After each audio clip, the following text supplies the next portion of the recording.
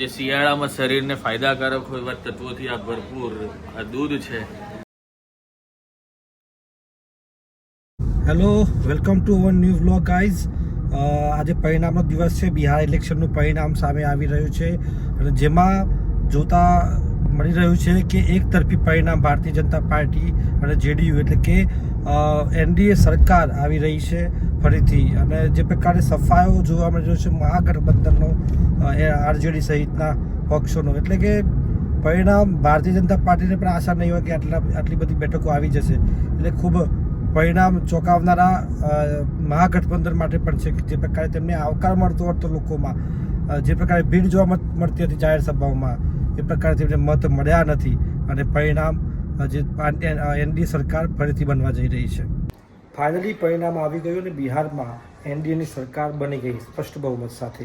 ચલો, એ તો વાત થઈ રાજકારણની. વાત કરીએ રમતની.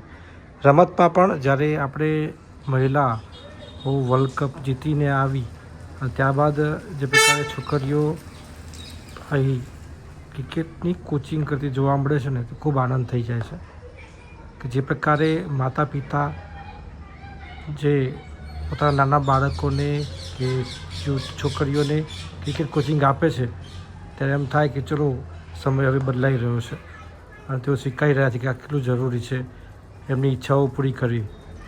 અને ખાસ કરીને આ જોઈ શકો છો કે એક દીકરી રમી રહી છે. ખાસ કરીને વાત કરવામાં આવે તો આ પ્રકારે જે તમે જોયું ક્રિકેટની કોચિંગ કરવામાં આવે છે અને ક્રિકેટની કોચિંગથી એ જ સાબિત થાય છે કે માતા પિતાની જે વિચારસરણી છે એ બદલાઈ છે અને બાળકોને જે પોતાની ઈચ્છાઓ છે, જે એમની આવડત છે, તે આવડત ઉપર તેઓ તેમને હવે તે શીખવી રહ્યા છે, કોચિંગ આપી રહ્યા છે. એક ખૂબ સારી બાબત છે. તમારું શું માનવું થાય છે કોમેન્ટમાં જરૂરથી જણાવજો.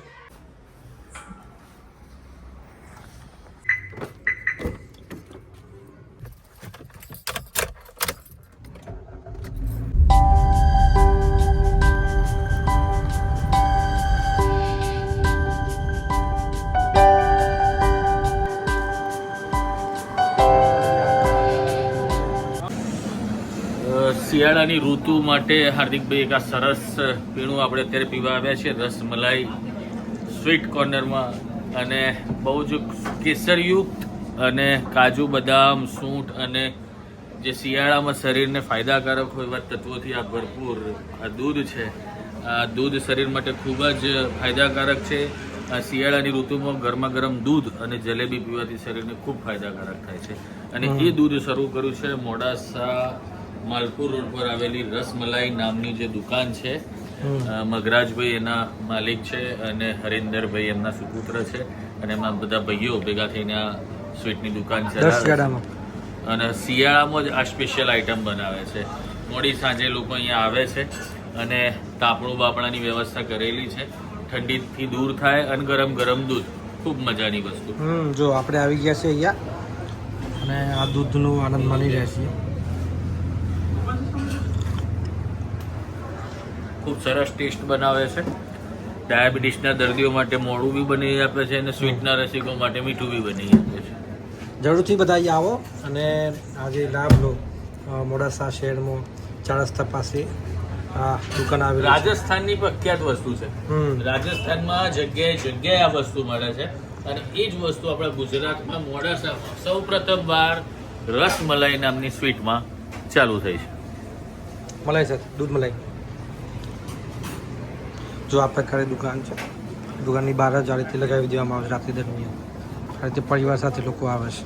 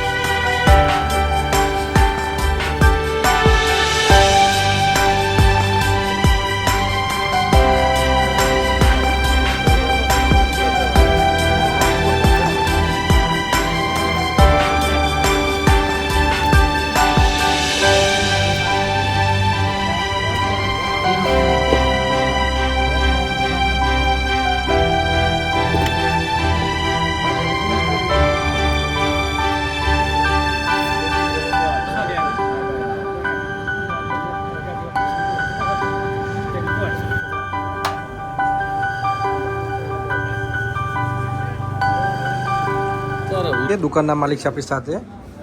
કેવી રીતે દૂધ બનાવો છો આ અને શું શું નાખો છો આમાં? દૂધમાં ગાયનું ભેંસનું દૂધ આવે, એના અંદર કેસર, બદામ, પિસ્તા, ઇલાયચી ને બધું બનાવવામાં આવે છે. વધારે તો દૂધ એમ તો રાજસ્થાનમાં ચાલે છે. આ રાજસ્થાનની એક ટાઈપ તમે કોફી કહી શકો એમ. વધારે એ સાઈડે ચાલે. અને ઠંડીના મોસમમાં દૂધ બહુ એમ હેલ્ધી એક ટાઈપ. જલેબી પણ આપો છો? જલેબી અને જોડે ગાજરનો હલવો, ગુલાબજામુન એ બધું બી ગરમ ગરમ મળી જાય. ઓકે. કેટલા વાગ્યાથી કેટલા વાગ્યા સુધી ચાલુ રાખો છો? સાંજે 7-1 વાગે ચાલુ થાય એટલે 12-1 વાગે સુધી ચાલુ રહે. અને કોઈને પીવા આવવું હોય તો શું ભાવ છે?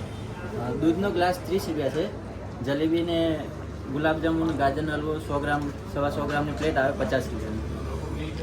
ચોક્કસથી અમે સમીરભાઈ બંને અહીંયા આવ્યા હતા અને સમીરભાઈ દૂધ પી રહ્યા છે અને પીવાઈ ગયું છે આપણું.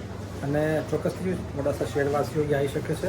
આ સરસ મજાનું જે દૂધ અહીં મળે છે અને જલેબી એનો લાભ લઈ શકે. બસ સરસ મજાનું દૂધ પીવાઈ ગયું અને હવે દૂધ પી અને ઘરે નીકળ્યા છીએ અને સમીરભાઈ પી નીકળી ગયા.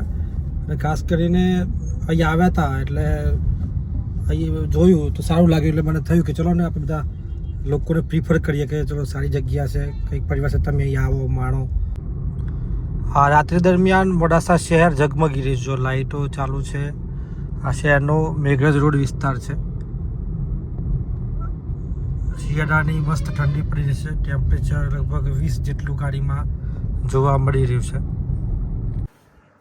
જો મિત્રો, આ મારી દીકરી છે સાનુ, ભણવા બેઠી છે. સાનવી ધોરણ 5માં ભણે છે. શું ભણો બેટા? હું સ્કૂલનું લેસન કરું છું. એવું? શું કર્યું?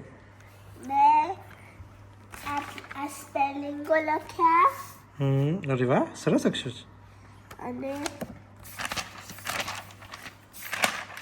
ગણિતમાં આ લખ્યું, આ દોર્યું અને આ પ્રશ્નો લખ્યા, એટલું લખ્યું. અને પછી આ સ્કૂલમાંથી બનાવવાનું આપ્યું હતું ને એ બનાવ્યું આ બંને નોટબુકમાં આગળ આવું. વેરી ગુડ, સરસ. ઠંડી લાગે છે? હા, બહુ જ. એવું? શરદી થઈ ગઈ હતી? હા. ગાઈસ, તમે પ્લીઝ અમારી ચેનલને લાઈક એન્ડ સબસ્ક્રાઈબ કરજો.